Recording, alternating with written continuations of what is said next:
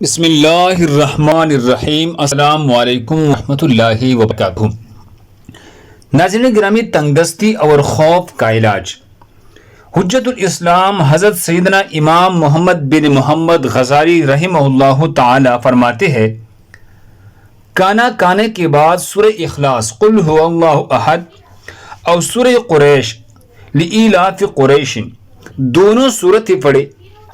حضرت علامہ سید مرتضیٰ زبیدی رحمہ اللہ اس کے تحت لکھتے ہیں، کانے کے بعد سورہ اخلاص پڑھنا حصول برکت کے لیے ہے، اور سورہ اخلاص پڑھنے سے فقر یعنی تنگ دستی دور ہوتی ہے، جبکہ سورہ قریش لإیلاف قریش اس صورت پڑھنے سے خوف اور بھوک سے امان حاصل ہوگی۔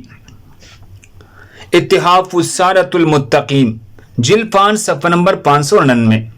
اللہ ہم سب کو اس پر عمل کرنے کی توفیق عطا فرمائی۔ جزاکم اللہ خیر۔